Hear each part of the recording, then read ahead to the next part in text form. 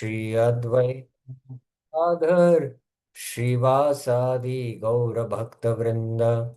Hare Krishna Hare Krishna Krishna Krishna Hare Hare, Hare Ram Hare Ram Ram Ram Hare Hare. Hare Krishna. So welcome to the Bhagavad Gita discussion on the Sarartha Varshini Tika by Vishwanath Chakra Thakur and the sub-commentary by Srila Bhaktivinoda Thakur called as the Rasik Ranjana. So yesterday we completed the fifth chapter and I went through the overview and then we elaborately discussed only three verses. Somehow Bhaktivinoda Thakur's commentary on 29 was somehow missing in the slides. So today I'll cover that and then we will begin with the sixth chapter. So yesterday we have seen these two verses quite in detail. The next process of Ashtanga Yoga, how with the purity of the heart, the next process is revealed. And then we saw Bhaktivinoda Thakur's commentary also on this. And then we saw this was Bhoktaram Yagya Tapasam. Bhokta is karmis who do yagya and tapa. No, the Lord is the tapasam of the tapas. And Sarva Loka Maheshwar is the yogis. Suridam Sarva Bhutana is, the Lord who is the benefactor of all living entities by propagating bhakti. Gyatva Mam Shanti Mrichati. They attain Shanti, the yogis attain Shanti. That's how Vishwanath Chakra Thakur explains this verse. So we saw this explanation of Vishwanath Chakra Thakur. Now Bhaktivinoda Thakur has given a very, very, I can say, a very profound commentary. And let's study this and try to understand it. The instructions in this chapter have been spoken to remove this doubt. Really, sorry. Okay. Yeah, this is Vishwanath Chakra Thakur's commentary. Yesterday we went through it. Now, upon hearing the first four chapters, a doubt could arise. First four chapters are over, doubt could arise. The fifth chapter, what is it? If one attains liberation as a result of worshipping Bhagwan by selflessly offering him the fruits of one prescribed duty, then what place does Gyan Yoga have and in what form does it manifest? So this is the doubt Bhaktivinoda Thakur is raising here, and we have to understand what place does Gyan Yoga have and in what form does it manifest. So, although Arjuna in the third chapter, in the fifth chapter, he's thinking that his buddhi is better than Gyan, sorry, yoga, huh? Then why are you recommending this karma yoga, ghora karma? The same thing he had, put in the fifth chapter, and Krishna both times spoke about Nishkama Karma Yoga. So it is, liberation one attains by performing Nishkama Karma Yoga, offering selfless results of one prescribed. Then what is place does Gyan have, Gyan Yoga have, and in what form it manifests? So these are the two questions or the two doubts, which one might have. Bhaktivinoda Thakur is answering. The instructions in this chapter have been spoken to remove this doubt. Gyan Yoga. Now, I had mentioned Gyan Yoga in the beginning is called as Sankhya Yoga, where there is more of analysis of the 24 elements. In the advanced stages, there is the Jnana Sadhana. There is the Jnana Sadhana, which is discussed in Bhagavad Gita 13.8 to 12. But in the beginning stages, Sankhya and Jnana are sometimes used synonymously. Jnana Yoga is also called Sankhya Yoga. Sankhya Yoga is also called as Jnana Yoga. But again, there is a fine discrimination also. So in the beginning stages, it's Jnana Yoga and Nishkamka Yoga are non-different, for they share the same supreme goal, namely bhakti. This is what, because ultimately yeah, they lead to bhakti. Ultimately, they lead to bhakti because bhakti yoga is the highest, which will be discussed in the middle six chapters. So that's what. But Jnana Yoga and Karma Yoga are same, and By following either of the paths, you'll get the same goal. Where does Krishna speak about this? You can just, roughly tell me. That's also okay. Where does Krishna speak like this about it? That Gyan Yoga and Karma Yoga are same and they lead to the same goal. Only the, uh, you know, Bala, they say they are different. Where does Krishna say this? Who knows? Raise your hands. Navneet Kalra Mataji, yes. Hare Krishna Prabhuji, Danvat Pranam. 5.4, 5.5. Yes, 5.45. Sankhya Yoga Pratak Bala Pravadanti Pandita Ekam Apya Sita Samyak Ubayor Vindate Samal Yam Sankhya Prapyate Stanam Tad Yogerapi Gamyate Ekam Sankyam Sayogam Cha Sah Pashyati Yah Pashyati Sa Pashyati. So, but Bhaktivinoda Thakur is adding, the supreme goal because ultimately, uh, Bhakti will be revealed in the middle six chapters. In the initial stages of Karma Yoga, the performance of prescribed action, Karma Yoga, predominates. Please mark this. Over the development of Gyan. And in the final stage of Gyan Yoga, the development of such knowledge predominates karma action. So this is answering, then what place does Gyan Yoga have and in what form does it manifest? By the Jiva's constitutional nature, he is pure conscious entity. When he desires to enjoy Maya, he identifies with Maya. However, he becomes bound by inert matter, and as he identifies himself with matter, his constitutional position gradually becomes more covered. The covering becomes, more deeper and deeper as he more identifies with matter. As long as this material body exists, material action is necessary. So, as long as we have a material body, material action is there because the mode's influence is there, action is there. The only way for the conditioned soul to attain liberation is through the spiritual endeavor to revive his original constitutional stage. So, this statement is equally applicable for bhakti. As long as we are in the conditioned state, we need to do actions more bhakti yoga at the level of karma yoga. During the journey within the material body, the predominance of karma becomes weakened to the degree that he endeavors to revive his original conscious state. That means he becomes a sthita pragya or a self-realized, situated in the self. It becomes weakened because the influence of the modes becomes weakened.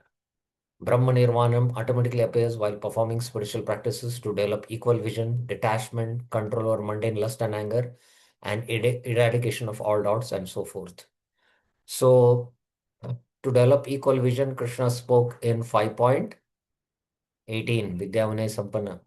Detachment, he has spoken control over Kama Krodha Vimuktanam Yatinam Yatachetasam. I think it is 5.25. Eradication of all doubts. Krishna spoke about eradication of all doubts in 5.29, I think. No, 25. Kama Krodha Vimuktanam is 26. And this is 5.25. So all this happens, Brahma Neuron automatically appears. While engaged in the practice of Karma Yoga and while maintaining one's body, one can simultaneously engage in the performance of Ashtanga Yoga, which consists of the following eight processes: Yam, control of the senses; Niyam, control of the mind; Asana, sitting posture; Pranayam, breath control; Pratyahar, withdrawal of the senses; Dharana, concentration; Dhyan, meditation; Samadhi, trance. So please note this because this will be the first verse of chapter 6, which we are going to begin today. That actually, Nishkama Karma Yoga, while performance only, one begins the Ashtanga Yoga. And while practicing Ashtanga Yoga limbs, he still continues to practice Nishkama Karma Yoga. So this one has to understand, while engaged in practice of Karma Yoga and while maintaining, one can simultaneously engage in, if one attains the association of devotees, the bliss of devotion to Sri Bhagavan gradually manifests during the performance of Sat Sadhana. That is Sadhana Bhakti. This is called Mukti Purvika Shanti, everlasting peace that accompanies liberation. Here, mukti means being situated in one's own eternal form and nature. At that time, the tendency to perform pure bhajan illuminates the glory of the constitutional nature of living entity.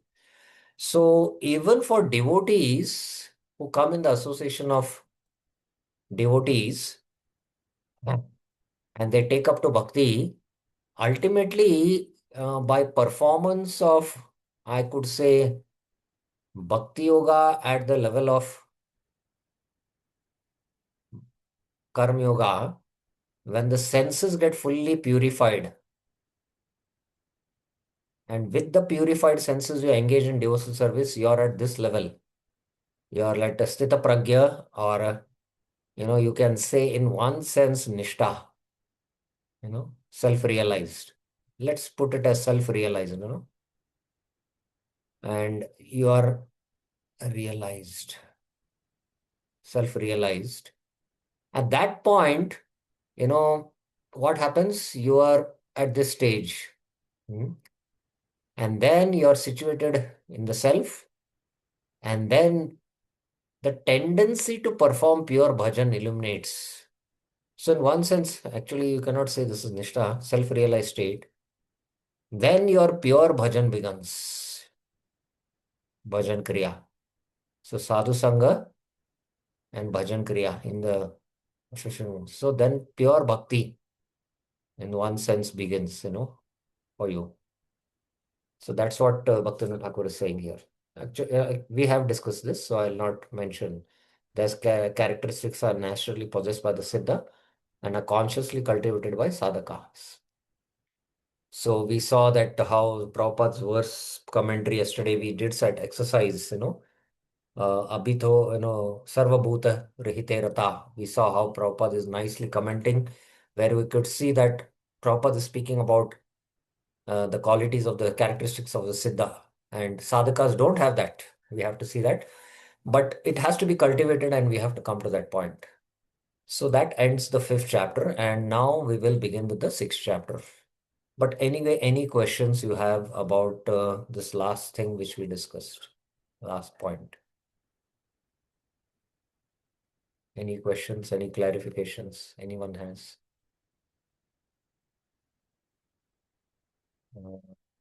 Okay. Tukaram Prabhuji, yes. Hare Krishna Prabhuji, my question is basic question because I don't have clarity. That's why I'm asking. What is the difference between Vaidhi Bhakti and Sadhana Bhakti? Well, we have to understand. Okay, let go. I wanted to mention it. Good, you brought it. uh,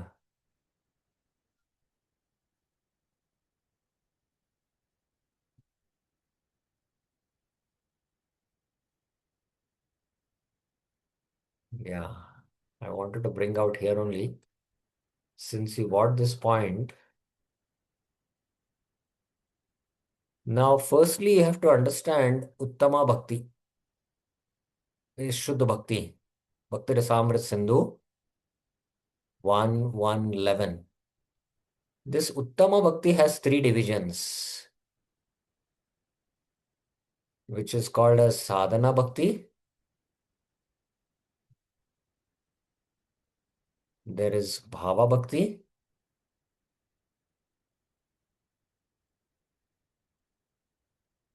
And then Prema Bhakti. This Sadhana Bhakti again has 2 divisions. One is called as Vaidhi and another is called as Raganuga. So what I was trying to say is that even Vaidhi Sadhana Bhakti is of the category of Uttam Bhakti. So to come to Vaidhi Sadhana Bhakti, of course, now you can say there is Shraddha,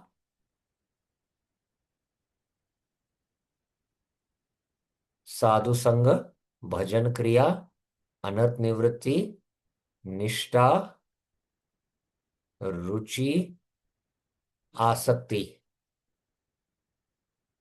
This is Bhava and Prem, 9 stages.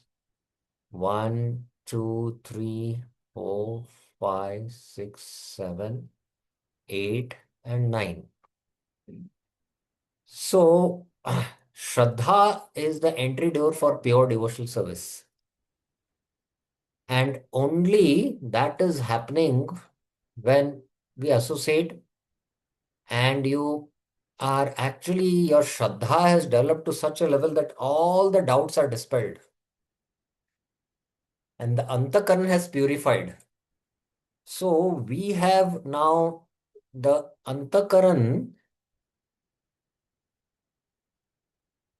when it is not purified, we are purifying it by bhakti, practicing bhakti, as well as we are doing, we are not all the time 24 hours practicing Navvida bhakti. You have the body has to be maintained, and the influence of the modes are there. So we are doing karma also. So that is why that is Mishra Bhakti. It is not Shuddha Bhakti. But by this, when the Antakaran is purified, and with the purified senses, you get the Shuddha Bhakti Lata Bij. Means basically the Bhakti Lata Bij is there, but it gets purified. There is no अन्य अभिलाषित शून्यम हो जाएगा, ज्ञान कर्मादि अनावृतम हो जाएगा. When that happens, then you begin your Vaidhi Sadhana Bhakti. And Vaidhi Sadhana Bhakti, there is bhajan. Bhajan Kriya is there in the association of sadhus. This is pure bhajan. This is what Bhaktivinoda Thakur is speaking here. Is it now clear, Tukaram Mishkinpurji? Yes, Prabhu. Getting little bit little. Yes, yes. Yeah. Little by You little to get this much. It is great, great development. Very great development, I can say. Okay, so I hope it's clear. So now we will begin the sixth chapter. The sixth chapter is called as Dhyan Yoga. Srila Prabhupada titles it as Dhyan Yoga. Bhaktivinoda Thakur also titles in his Rasik Ranjan commentary as Dhyan Yoga. But Vishwanath Chakravarti Thakur titles it as Ashtanga Yoga. Both are same. Now, I'll just see the first section today. Today we'll go through the first section from Aruruksha to Arudha stage, verses 1 to 9. Of course, there is subsection also 1 to 4 verses how one should continue to perform prescribed duties is mentioned. Okay. So verses 1 to 4 deal with that. Shri Bhagavan Vacha Anashrita Karma Phalam Karyam Karma Karotiha Sasanyasi Cha Yogi Cha Na Niragnir Na Chakriya.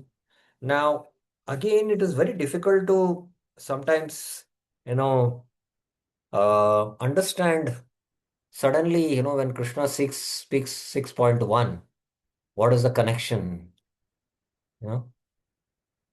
What is the connection? So Krishna is speaking about anashrita karma phalam and karma. So here karma means what? Who will tell? Let us see. Karma means what here? Karya means, karya and karma are quite different. Karya means, that it is my duty, and it is my duty, so that's why I should act. Action is karma. So karya is karma, karoti iha, one who does this. So here karma refers to what? Who will answer? Let us see. Karma refers to what? Who will answer this? Karma refers to what?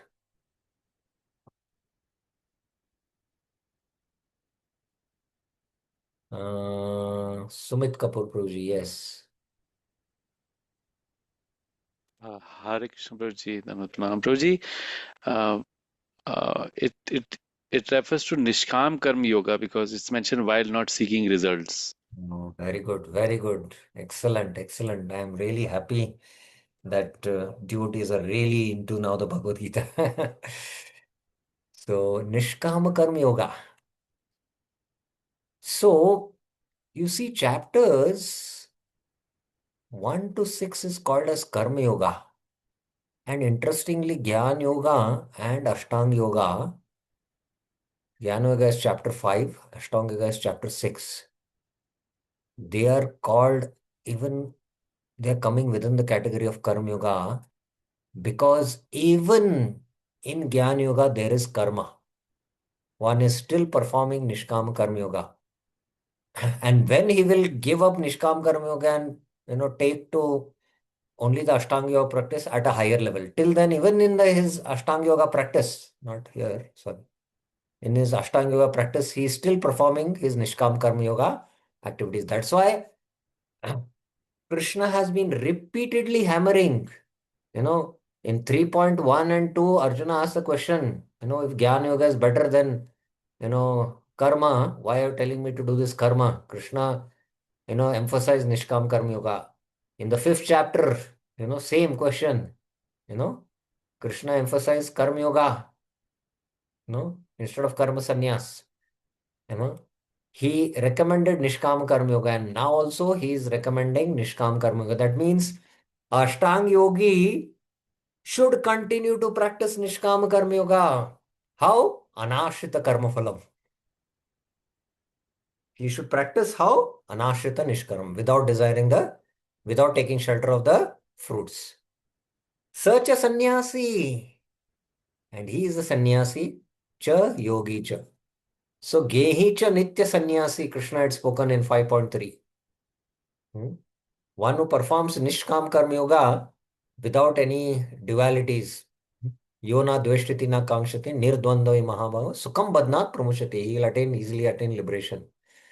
So he has spoken. So he is a sannyasi, not one who does not light any fire, not performs the Agnihotra. Na chakriya. Na chakriya means here is one who does not do kriya for his bodily work. The bodily work means, to maintain the body. Arjuna had been told that to maintain your body, Sharir Yatra, 3.8 Bhagavad Gita, that you should perform karma, So this is what Krishna has been again and again repeatedly hammering, and again now he makes this point.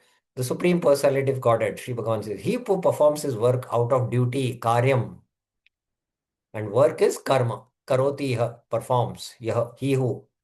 While not seeking the results, anashrita karphalam is a sannyasi and a yogi. Sa sannyasi cha yogi cha. Not one who lights no fire and performs no work.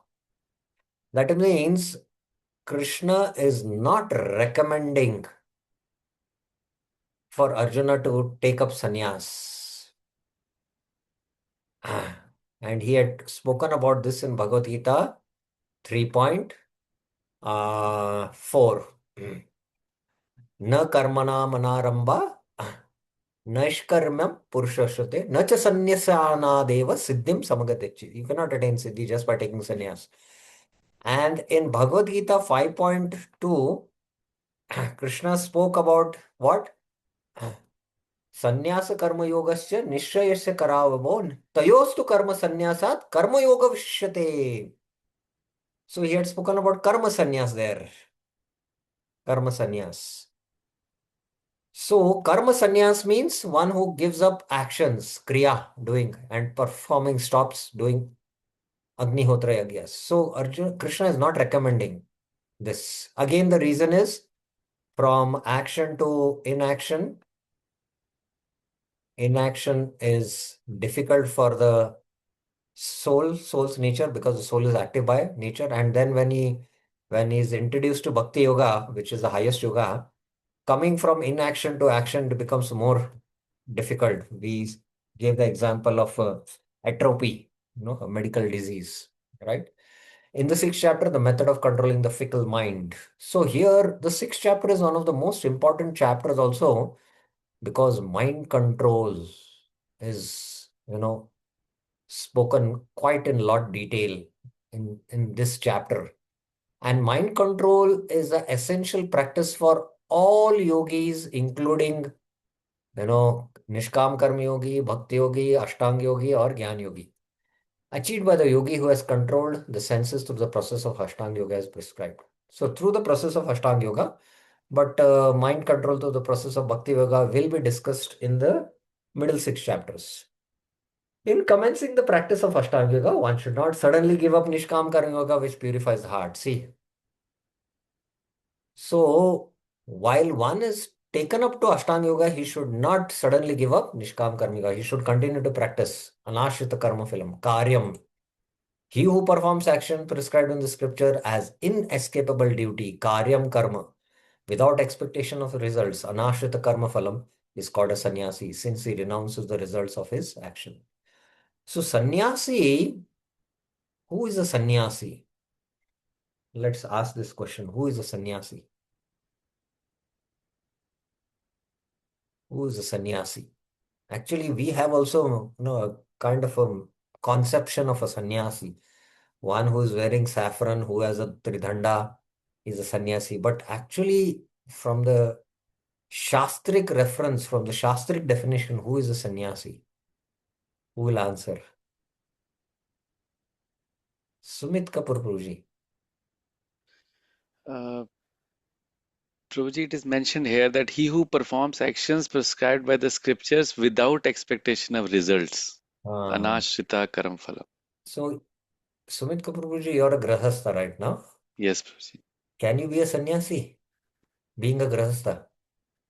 Yes. How?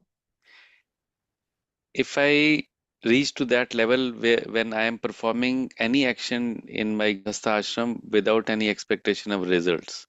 You're performing all your devotional activities for Krishna's pleasure Krishna. without expecting any results. Yes, Prabhuji. So in that sense, Yes. anyone can be a sannyasi, not somebody who's wearing saffron. So we have to have this deeper understanding. Of course, it will come in the 18th chapter. We'll have to wait, but I'll give the definition what Krishna gives.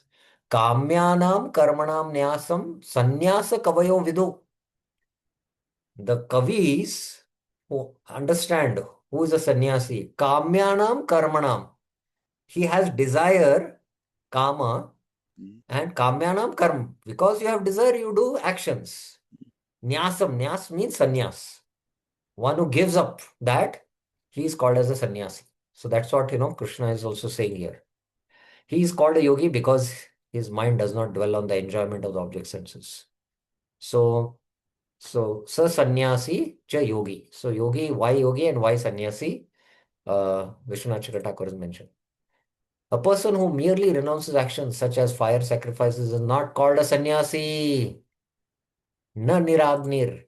Nor is one who merely half closes eyes without external bodily activity. A kriya is called as yogi. He just makes a show of half closing his eyes. He's not at that level of purity of heart where he's qualified to sit and do meditation, but the modes are there internally and he is supposed to act. And by actions, he should purify the antarkaran. He just gives up external bodily activity. And this was mentioned, in Bhagavad Gita 3.6, Yastu Indriyani Manasa, no, what, Mityacharasa Uchyate, what is that? Bhagavad Gita 3.6. 3.6. कर्मेन्द्रियाणि संयम्य ये आस्ते मनसा स्मरन् इंद्रियार्थान् विमूढाता मिथ्याचार उच्यते. So he becomes a mithyachari. He doesn't do any external activity,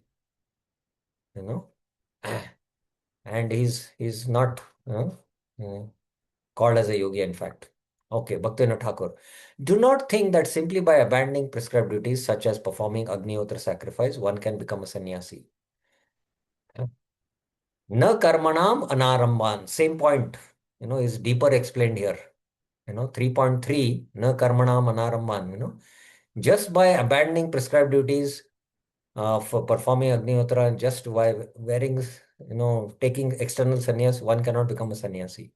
Also, one does not become a Ashtanga yogi simply by remaining devoid of bodily activities and sitting with eyes half closed. So that's why I've been, hammering since last 4 years now, I think, since we started the Japa workshops. Many devotees come and tell me, many devotees tell me that, Prabhuji, I've been practicing 15 years before coming to Krishna consciousness meditation. Can I keep my eyes closed? I say no. Whatever, even if you're practicing for 60,000 years, then I would consider your case, because then Satyuga, then you're qualified. You have so much, pravritti for action, and when you sit, the mind will dwell and it will take you on a, roller coaster internally, and, you're missing on hearing the mantra. So it doesn't, serve the purpose. That's why I mentioned that. So here, just remaining devoid of bodily activities, he just sits with half eyes closed. No, it is not going to work. He's not a yogi. Rather, one who relinquishes the fruits of his prescribed duties, anashrita karma phalam, and performs those actions out of a sense of duty, karyam karma. He is actually a sannyasi and a yogi. Very beautifully, Bhaktivinoda Thakur has put out, same what Vishnu Chakra Thakur has said. Okay, text 2. Yam sannyasam iti prahu yogam tam vidhi pandava nahi nahi asanyasta sankalpo yogi bhavati kashana. Yam sannyasam. Now please try to hear this carefully and understand. Okay, first I'll read the verse. O son of Pandava, know that the meaning of sannyas is the same as the meaning of yoga. Yam sannyasam iti prahu yogam tam vidhi. Vidhi. Now whenever vidhi comes, the word vidhi comes, I have mentioned something. What is that?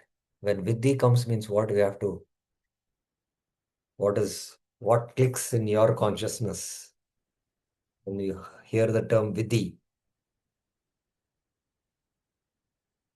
Who will tell? At least now 3-4 times we have spoken about it. Navneet Kalra Mataji, yes. Hare Krishna, Prabhuji. To be attentive. Try to understand with all your attention. Vidhi means try to know this now. Try to know this. What? Yam sannyasam iti prahu yogam tam vidhi pandava. No?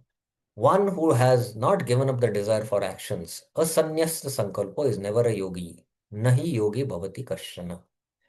So here, now try to hear attentively and try to understand. Yam sannyasam refers to what? And yoga refers to what? Let's try and see who will answer. Based on your understanding of now 3rd, 4th, and 5th chapters. Who will answer?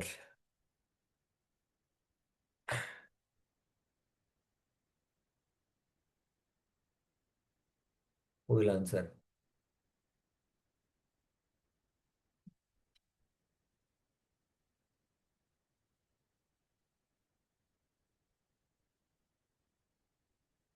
Okay, Tukaram Mishkin Prabhuji, yes.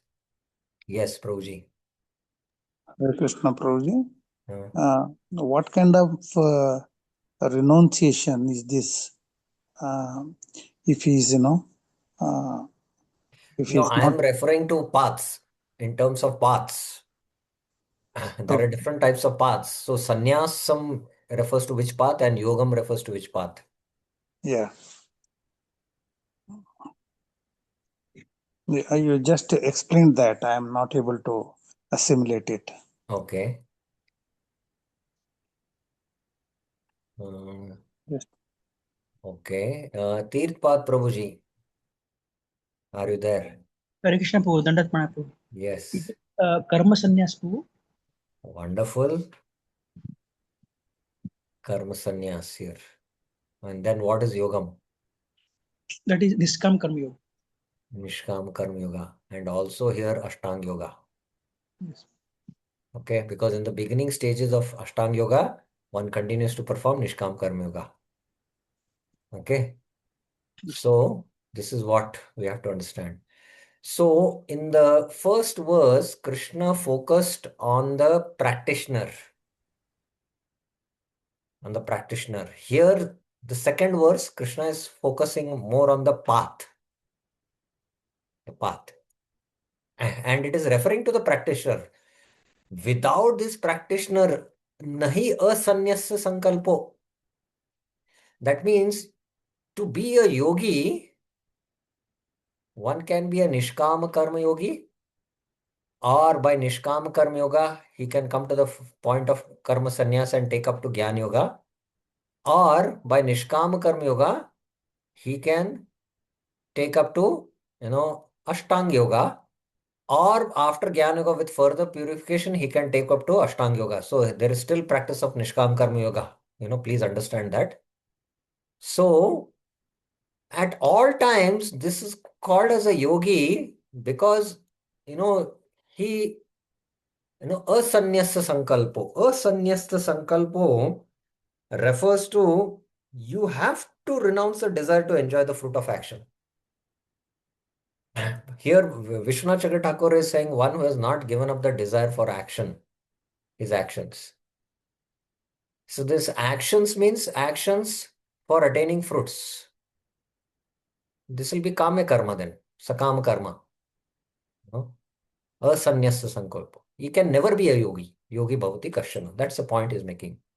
Okay, let's see Vishwanath Chakravarti. Sannyas means to renounce the results of one's actions. Results of one's action. Yoga means to have a mind which is not agitated by the desire to enjoy sense objects. So here you see how different meanings and definitions are there based on the concept. Therefore, it should be understood that both words mean the same thing. He who has not given up the desire to enjoy objects, asanyasta sankalpa, is not called a yogi. He has not given up the desire to enjoy sense objects. So, karma yogi also cannot, he has to not desire the fruits of his work. And Jnana Yogi definitely, and Ashtanga Yogi also definitely. So now, just as I have previously explained how Sankhya Yoga and Karma Yoga are one, now I'll explain how Ashtanga Yoga and Karma Yoga are also one. Actually, Sankhya Yoga, Ashtanga Yoga and Karma Yoga are non-different. So this is very similar to the verse in the Bhagavad Gita 5.4 and 5. Yat Sankhya Prapati Samantam Yogar. What sannyas it is called is yogam. You have to understand is yoga. So here, in one sense, you can say that, you can interchange this. Sannyas also means here, because ultimately a Gyan yogi takes, karma sannyas and takes up Gyan sadhana, and then he takes up Ashtanga yoga. So then it can refer to Ashtanga yoga. And here yogam can refer now to Nishkam Karma yoga. So interchangeably also you can use these words. So it is what is Ashtanga Yoga is also Nishkam Karma Yoga. That means one should perform even when one is in the beginning stages of Ashtanga Yoga, continue to practice Nishkam Karma Yoga without a desire for fruits. Without the desire for fruits. That's the point being made. Only fools see them as being different. Okay. Now Krishna is coming to the now. Yes. Set up the foundation in 2 verses. Now he brings up this. Now it will become more clear. Aruruksho muni yogam karma karanam uchyate yogarudasya tasaiva shama karanam uchyate. Please try to understand this verse. For the sage wishing to attain yoga. Now yoga here refers to what? Let us see. Who will answer? Aruruksho muni yogam karma karanam uchyate. Yogam refers to what? Specifically, of course, yoga refers to the ladder from the beginning to end, but here, what it refers? Tirtpad Prabhuji. Hare Krishna, bro. Yes. Yes. Is it the starting ladder to of Starting yoga? ladder, but for which kind of yoga it is? Niskam Karma Yoga. You have to understand now which chapter we are now in. Ashtanga Yoga then. So which yoga means here it will refer to what now? Ashtanga Yoga. So this refers to Ashtanga Yoga. Now, Tirtpad Prabhuji, karma. Karma refers to now here what you tell me. Niskam Karma. Yes. So Aruruksha Munir Yogam Karma Karanam Uchyate. That means in the beginning stages of yoga, of Ashtanga Yoga practices, one has to perform Nishkam Karma Yoga.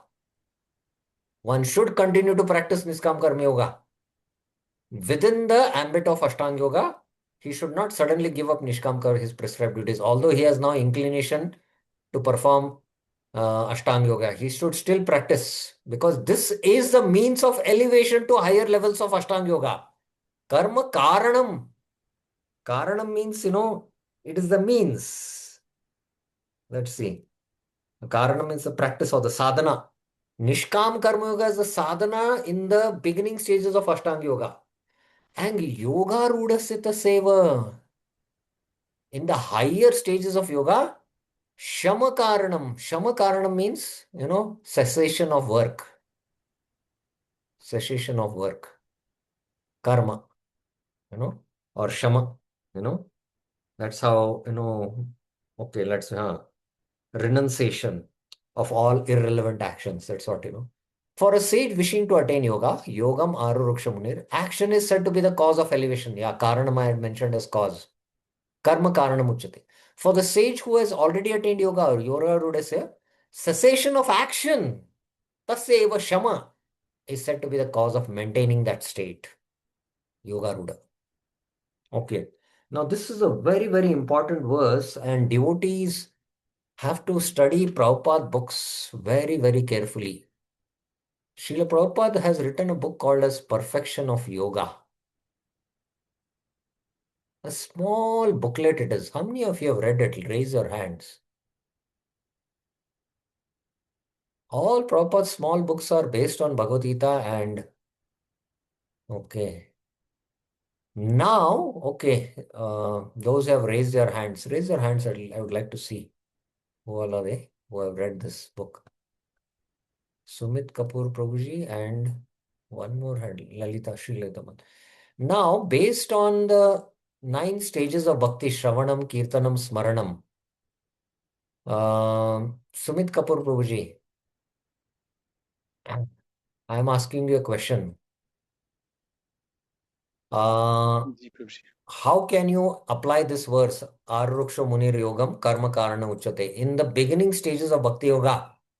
Mhm. Among these 3 limbs, Shravanam, Kirtanam, and Smaranam, which other limbs you will practice in the beginning stages? Shravanam, Kirtanam, and Smaranam. Smaranam. So you are asking in the context of Bhakti Yoga. Yes. Uh, um, so, like following the regulative principles. Prabhuji, my question is very simple and clear. Yeah. I've just mentioned 3 limbs of Bhakti. Shravanam, Kirtanam, Smaranam. So in the beginning stages of our Bhakti Yoga ladder, where we are trying to get elevated, which are the limbs among these 3 which we can practice? So we will first listen. That is first limb. Yeah, you have to tell what is it, Shravanam, right? Yeah, And then, Shravanam. And then we do the chanting, that is Kirtanam. uh, can you practice Smaranam in the beginning stages? Smaranam, we can just do Smaranam on hearing the holy name. That is the only Smaran we can try to do that. No. Smaranam means continuously absorbed in the remembrance of the Lord. Can you just stay in one place, somewhere, go in the garden, and whole day, you're just absorbed in, Vrindavan, what Krishna is doing, pastimes, and all the Bhagavatam verses you're reciting in your mind. Can you sit and do that? No. It is not possible. That is Smaranam. Mm. So Prabhupada in that Perfection of Yoga mentions actually in the beginning stages of our Bhakti Yoga, we should do for many years Shravanam and Kirtanam. Shravanam means we have to hear the philosophy And not only hear, we have to hear, understand, meditate, and realize it, and then speak. Speaking is Kirtana. So there Prabhupada mentions, and these two are the progressive path for spiritual realization, he says, in one Bhagavatam commentary. Only in the advanced stage, Prabhupada says, one can be sitting anywhere and be absorbed in remembrance of Krishna, he says. So this is a very advanced stage which only can happen after Nishta, which is Nishta, Ruchi and Asakti. That is called as Smaranavastha. As long as the anarthas are there and all doubts are not destroyed, you know, one should continuously perform Shravanam and Kirtanam. So for us, Yoga Ruda stage means, to come to this stage is a very, very advanced stage, and, our devotees are not really serious about it and trying to understand this. I can vouch for sure, His Holiness Radha Govind Maharaj, you know, he just stays in Braj sometimes and he goes to, the Yamuna or goes to Govardhan and just sitting there whole day. Externally, you might think, what is Maharaj doing? But internally, he's fully absorbed in Smaranam. That's the perfection, that one is attained perfection and about to Sampatti Dasha it is actually. And one of the very, very exalted preachers who has been preaching Bhagavatam for the last maybe 30, 40 years, I'm telling you, 30, 40 years. He was confiding to me that, and he's like traveling from one place to another place, one country to another country. He's just speaking Bhagavatam. And he speaks Bhagavatam spontaneously without referring the book. But he was telling to come to this stage of Smaranam is not easy, he was telling me. So this is Yoga Ruda. And Prabhupada speaks about Nirjan Bhajan, a sannyasi can just retire and his disciples take care of the preaching, That is a very advanced stage, So this is what, so I want to bring out from NOI this, but here within the context of Ashtanga Yoga, first let us see what it is. So in the yoga hierarchy, Yoga Aruruksha, Arur Karna means, to alight, to, take the steps in the ladder. So in the Yoga Aruruksha stage, the Yama, Niyama, Asana and Pranayam, they are, referring to, in one sense, they are Karma Yoga because there is actions done with the body. Asanas are done with the body. Pranayam is, breath exercises. And the Yoga Ruda is Pratyahar, Dharana, Dhyan. Sorry, it should be Dharana and then Dhyan and Samadhi. So here there is cessation of actions. Now you don't do any actions. Karma Sannyas. You give Karma Sannyas. So Aruruksha Munir Yogam Karma Karanam Uchyate. Yoga Ruda Sata Seva Shama Karanam Uchyate. So this is what this verse is speaking. But then the practitioner of Ashtanga Yoga would have to practice Nishkam Karma Yoga for his whole life. Is it that he has to practice for his whole life? This verse therefore speaks the limits of Karma Yoga. So when, up till what limits he has to perform Karma Yoga? The practitioner of Yoga, Mune, designed to raise to the stage of steady meditation, Yogam. Yogam here is Ashtanga Yoga, produces elevation by prescribed action. Karma, Karanamuchati, because that purifies his heart. One who has attained steadiness in meditation, Yoga Rudasya, maintains that level by cessation of all actions which produce agitation. So there is cessation of all actions which produce agitation. Now here in this context, I would like to bring up a very important, not a controversial topic, but a topic which is important. Now, how many devotees will confide that we do actions for Krishna's pleasure, which is devotion, but when we do actions, our authorities are displeased or we have clashes with other devotees and we become agitated and disturbed. Raise your hands. Please be sincere about it. No? Okay, okay. Rupanaga Jivan Prabhuji, you did not experience this. Sumit Kapoor Prabhu, you did not have any experiences of this. Hmm? Prabhuji, if I understand the question correctly, so that means we are we think that we are doing for the satisfaction of the No, no, Lord, no, but no, no, no, no, no, no. no. Don't try to understand like that. Just Okay. have a simple understanding. You have been given some service, Hmm. you know, in Rath Yatra something, and then the devotee, why did you do like this? There's that, you know. So you become disturbed by trying to do actions for devotion in Krishna's pleasure. There are, the very actions which are meant for Krishna's pleasure, very actions by which, you're trying to serve, you know, you become disturbed. You're not experienced this. As of now, whatever seva I get, so somehow I have never got disturbed because of this.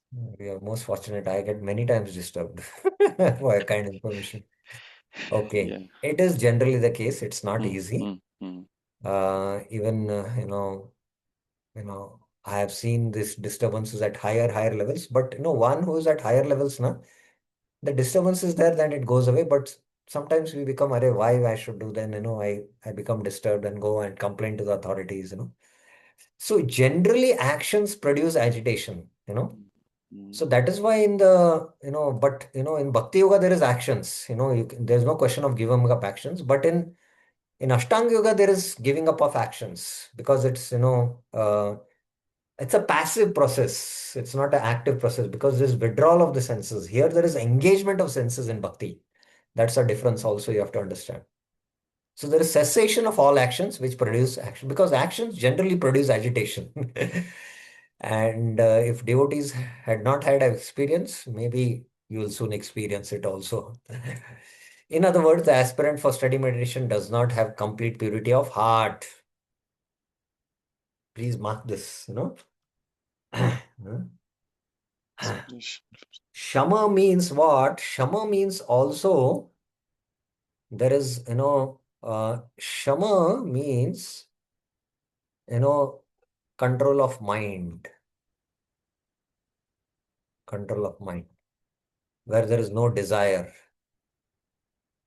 you know, there is no desire at all. So that's why the senses are also controlled because the mind is controlled. But in Dhamma, what happens? There's a control of the senses. The mind has desire, and then, what happens is, you are battling with the senses, and the mind is, you know, mind is involved in it. So there is a battle going on, tug of war going on. So Shama means because the mind is completely pure, there's no desire. That's why what happens? There's purity of heart. But in other words, the aspirant of steady meditation does not have a complete purity of heart. If he has not performed this Nishkama Karma Yoga and completely purified his Antakarana and come to the point of Shama, where there is a complete control of the mind and there is no desire, then he cannot be steady in his meditation. Because while he's meditating, the desires can trouble him. That's the point. That's the point being made here. Bhaktivinoda Thakur, yoga is compared to a unique ladder. The lowest rung is compared to the life of the jiva caught in degraded worldliness. It is in degraded worldliness. It is in degraded worldliness, I think. Yeah, it is degraded worldliness. I have no idea what's the time. Oh, it's time up, huh? Okay. No, we will take up till 8:30.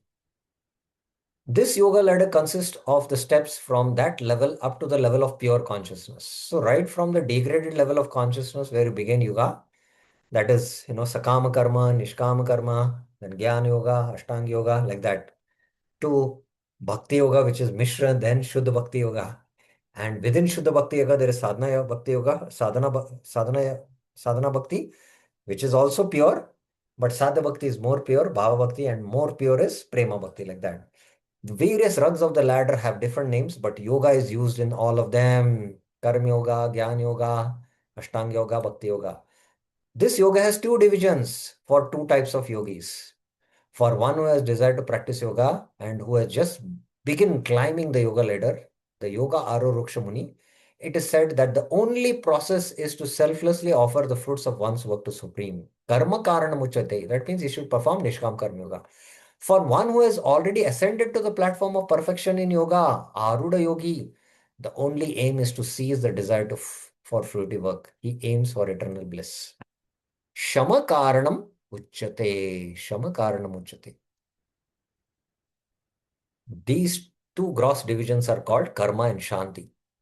So sometimes it's, karma, and this is shanti. Shanti means, there is shama. Shama means pure. The heart has no desire. Shanti it is. Now, how do we know that one has reached the Yogaruda stage? This verse explains. Yada hi nendriyarteshu na karmasu anusajjate sarva sankalpa sannyasi yogarudas taduchyate. Taduchyate means it is being said that he has attained the stage of Yogaruda. When a person has no attachment, yada hi na anusajjate. This is for symptom to the sense objects. So there is no attachment to the sense objects. This is first. Or to the actions to attain them. Indriyarteshu karmasu. Indriya means the senses. Indriya arteshu means the sense objects. Karmasu means doing actions to attain the sense objects. Doing actions to attain the sense objects. Having renounced all desires. Sarva sankalpa sannyasi. He is called Yogaruda, or one who has attained steady meditation. Yogaruda taduchyate. Now, among the three, which is on the highest level? Who will tell me? There are three things mentioned. No attachment to sense objects, and no actions to attain the sense objects, and one who has renounced all desires. Among the three, which one is on the highest level? Natbar Gaur Prabhuji, are you there? Yes, Prabhuji, I am here. I want to hear from you. So Yoga Rudras will be the higher one. Prabhuji, we are speaking about, you have to understand, what are the symptoms of one who has attained Yogaruda stage? Okay. There are three things. We are not speaking about Yogaruda. What is the symptom of one who is on the highest yoga ladder, Yogaruda? What? Na indriyarteshu anusajjate. Sorry, na indriyarteshu karmasu na anusajjate and sarva sankalpa sannyasi. So you will be not disturbed by anything like desire and You have to answer based on only these three terms. Whether it is yadahi na indriyarteshu karmasu or na anusajjate or sarva sankalpa sannyasi. So it is Eda is Anuswajita. Are you carefully thinking and answering or just answering? I think it's no attachment means into the sense and to nothing else, Okay. I'm asking you because in the Bhakti Shastri we discussed this when I took chapters 6 and 7. Okay, Tukaram Mishkin Prabhuji.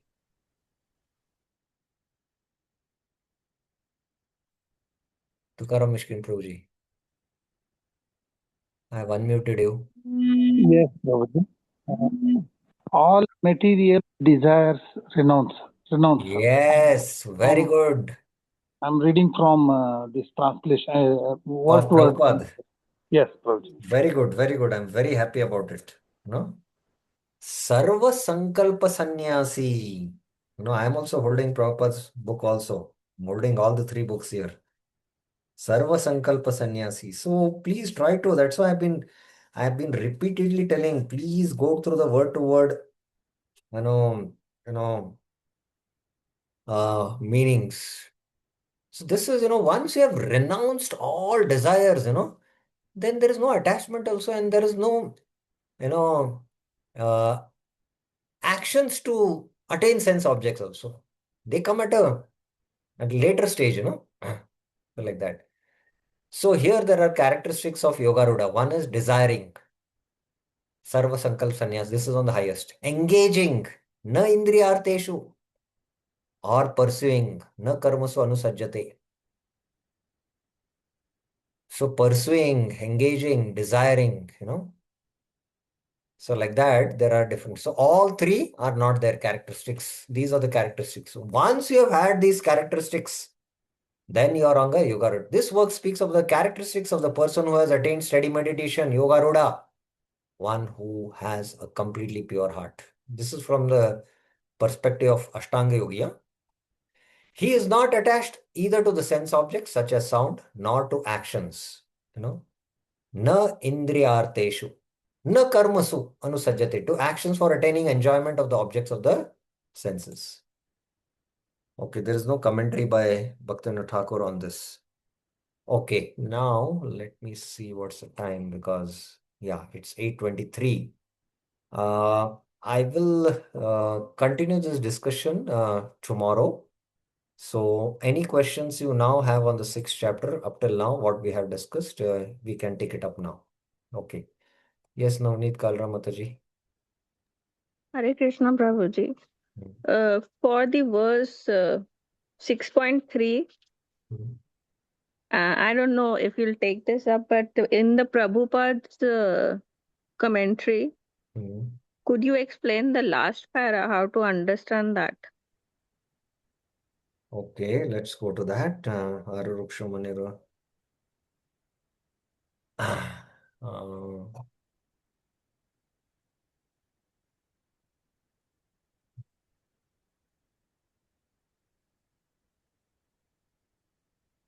This paragraph. You're speaking about this paragraph, Mataji? Yeah. A Krishna conscious person, however, is situated from the beginning on the platform of meditation because he always thinks of Krishna, and being constantly engaged in the service of Krishna, he is considered to have ceased all material activities. So, what is your problem? What you're not able to understand? I'm saying because we had this discussion that it's a very elevated platform and the Smaranam is not possible from beginning only. Yes, so that is why if you see now, if you read this purport, now just I'll mark few things in this purport, in this paragraph, and tell me whether you're able to fit in it. First of all, a Krishna conscious person, okay? You know, he is telling Prabhupada, he always thinks of Krishna, okay? This is the second thing, and is constantly engaged in the service of Krishna. Now, whether do you think, now I cannot mark all the three together. Okay, let me see whether I can mark with this. No, I cannot mark. So these three things, tell me whether now you fit in this category. No, I don't fit in this Ah, category. so that is the point I was trying to make, that Vaidhi sadhana bhakti is Shuddha sadhana bhakti. There is no mission. Because in Uttama bhakti there is ahetuki apratiyata. There is constant service without any break. There is no break. So that itself is a very elevated platform. It's a very elevated platform. So if you start from that platform, then only you are doing Smaranam, right? That is what No, Prabhupada is no. trying to say here. Basically, what I would like to say is, yeah, I would like to bring that, because I did not bring that purport. Let me bring that purport out. Uh, Wait, 1 second.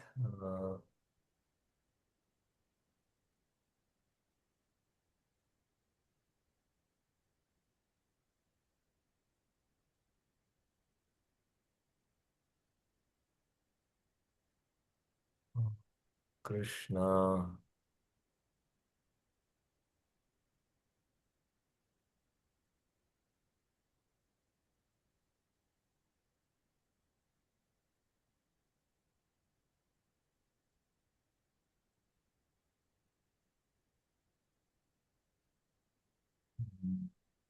It is in verse 8.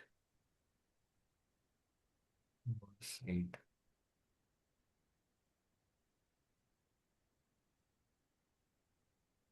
Yeah. You can see here, Shravana Dasha. Through constant hearing it is. always engage in hearing Krishna Katha. Satatam kirtayanto mam.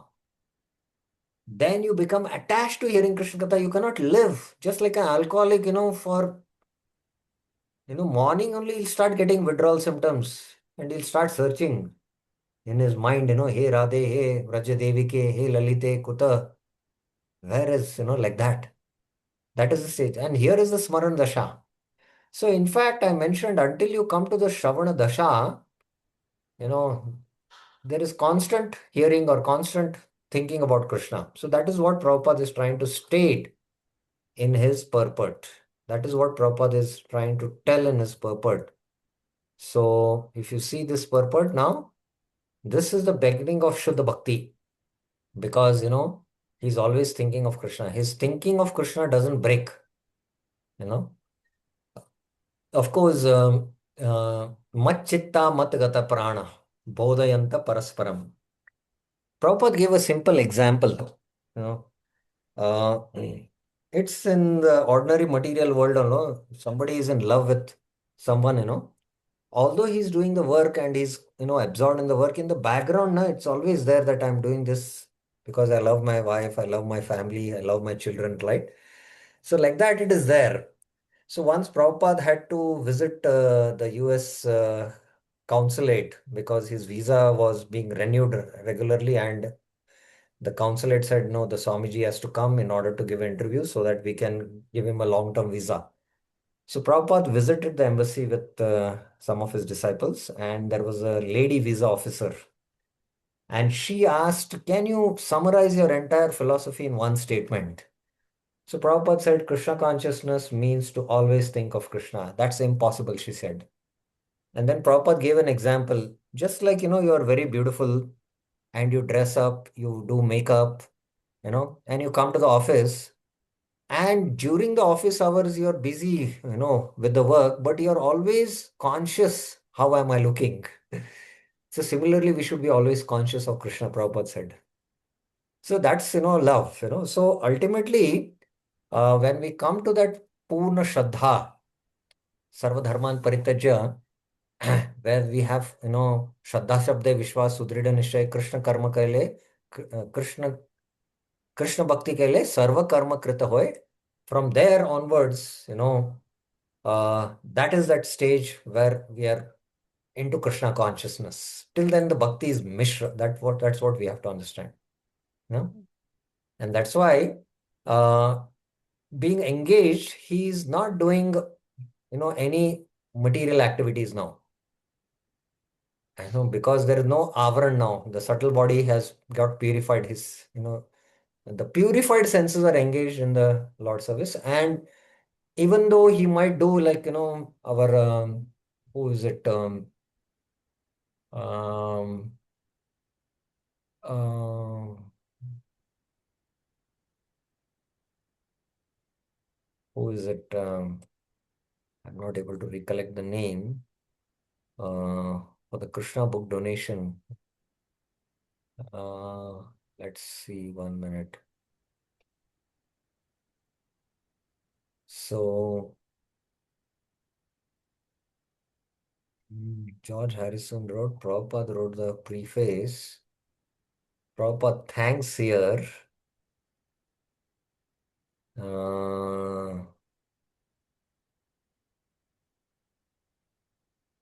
Not for the Krishna book, I think. Who is it? Yeah, Tirtpad Prabhuji? Yeah, Tirtpad Prabhuji. George Harrison Prabhu. Not George Harrison. Prabhupada, another disciple who's on the Rath Yatra, we keep his picture. Jana. Jayanand Prabhu. Jayanand Prabhu. Jayanand Prabhu was the temple president, but to maintain the temple, he was driving a taxi. So he was not doing karma. Because there was no karma avaran happening there. So he was doing it for at a higher level.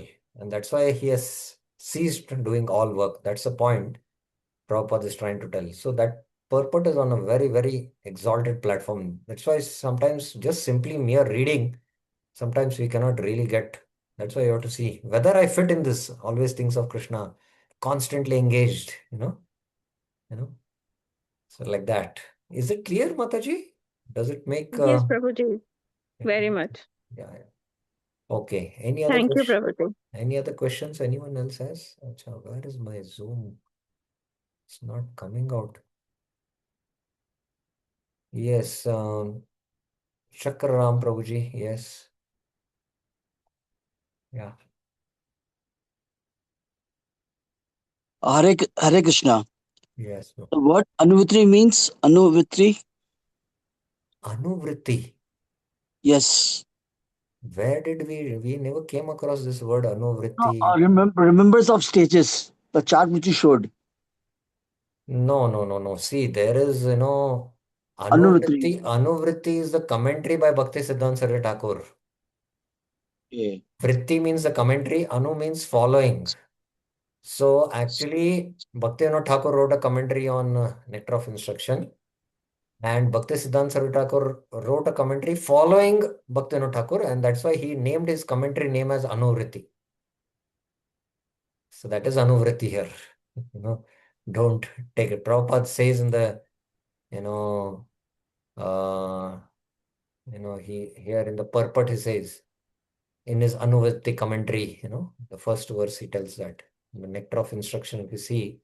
Bhakti Siddhanta Saraswati Thakur's commentary on the Nectar of Instruction is called as Anuvritti. Please remember that. Okay? Fair enough. Okay. Thank you, Prabhuji. Yeah, see here. In his Anuvritti explanation of Updeshamrit, Srila Bhakti Siddhanta Saraswati Thakur. Anuvritti is the, commentary by Bhakti Siddhanta Saraswati Thakur. Good, you are very attentively watching the slides. Good, I'm happy about it. Yeah, any other questions anyone else has? About 6.124, what we discussed up till now.